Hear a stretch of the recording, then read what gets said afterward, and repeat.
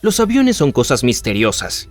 Gigantes de metal pesado inimaginables que vuelan por el cielo, atestados no solo de gente, sino también de todo tipo de aparatos electrónicos y contenedores aéreos llenos de equipaje de gran tamaño y quizás de niños. No, en verdad. Lo que más me confunde, sin embargo, son los neumáticos de los aviones. Sí, en serio.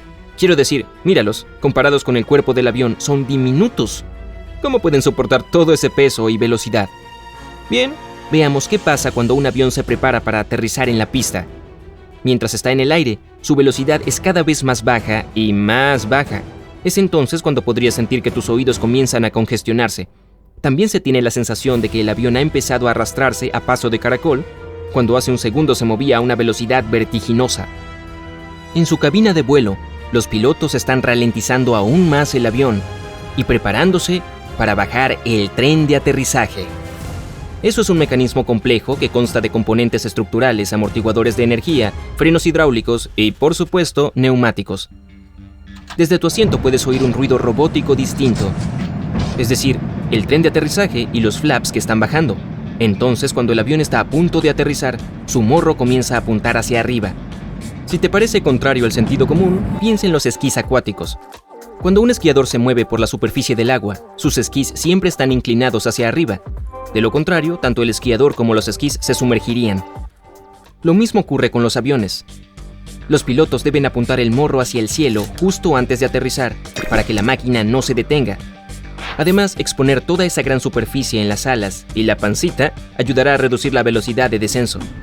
Como sea, varios segundos después, todas las 300 toneladas de un avión tocan el suelo, mientras que todavía van a 275 km por hora. Imagínate una típica casa de 2 pisos completamente amueblada, cayendo al suelo tan rápido como una flecha voladora. Eso debe ser todo un impacto. Y aún así, esas comparativamente diminutas llantas no estallan bajo la tremenda presión. Esta increíble hazaña tiene que ver con los materiales de los que están hechos los neumáticos de los aviones, el gas que los llena y la forma en la que se inflan. Para hacer un neumático de avión, los productores utilizan una mezcla de diferentes tipos de caucho sintético. Eso hace que los neumáticos de los aviones sean tan resistentes que cada uno de ellos puede soportar fácilmente una carga de 38 toneladas. Oye, ¿pero no acabas de decir 300 toneladas en total?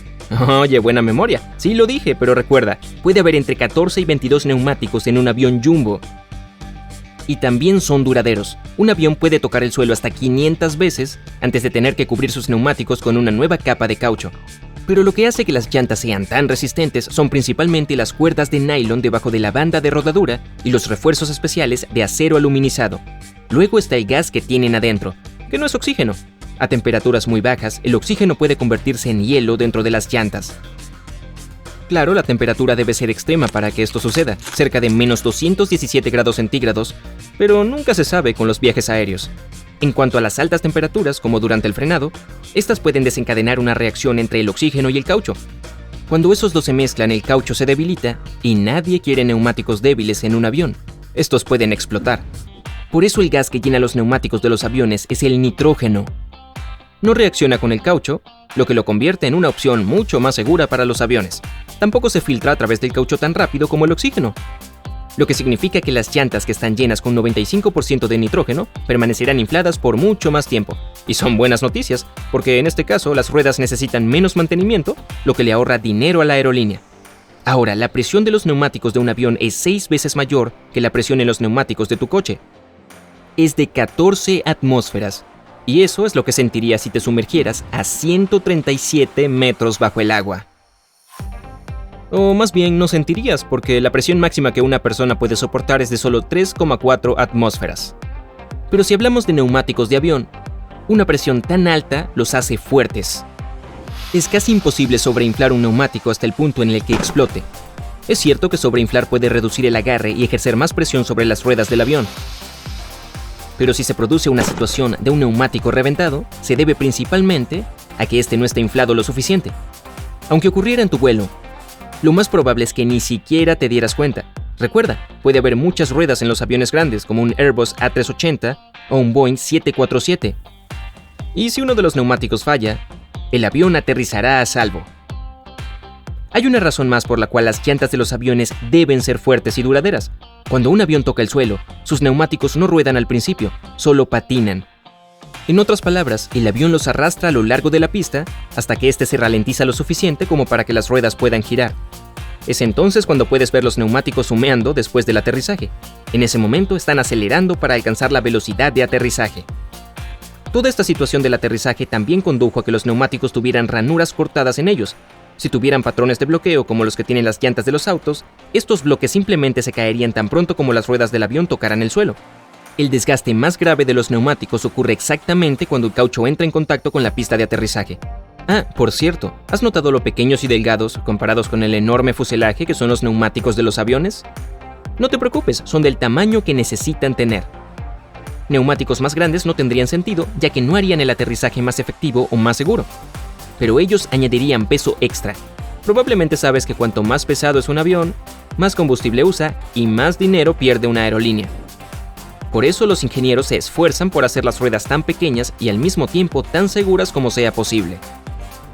Después de que las llantas de avión son producidas, siempre son probadas. Los fabricantes crean simulaciones por computadora que verifican cómo se comportarán las ruedas si fueran empujadas más allá de su límite de velocidad o si se sobrecargaran. Deben ser capaces de soportar una presión 4 veces mayor que la habitual, y deben soportar esta situación por al menos 3 segundos. En cuanto a los neumáticos más fuertes, no deben explotar ni siquiera una velocidad de aterrizaje de 463 km por hora. Los mismos programas de computadora calculan cómo reaccionarían las llantas ante los aterrizajes, despegues e incluso rodajes por la pista estándar, y luego se crean los prototipos. Y aún así, las llantas de los aviones no están completamente salvadas de reventarse. Accidentes ocurrieron en el pasado y los aviones patinaron fuera de las pistas debido a que una de las llantas explotó en la mitad del aterrizaje. También hubo casos de reventón de neumáticos en el aire.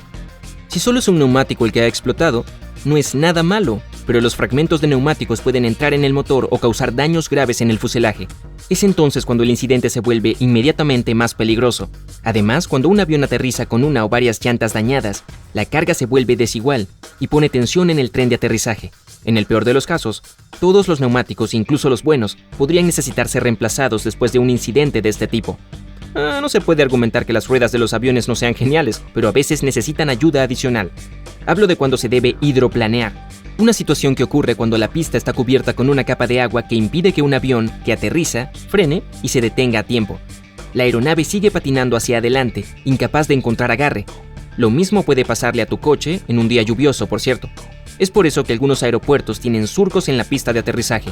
El agua fluye por ellos, haciendo que la superficie no sea tan resbaladiza y disminuyendo las posibilidades de hidroplanear. Los pilotos afirman que la diferencia entre las pistas surcadas y las no surcadas es dramática. Y todo eso me suena muy genial. Oye, si aprendiste algo nuevo hoy, entonces dale al video un me gusta y compártelo con un amigo.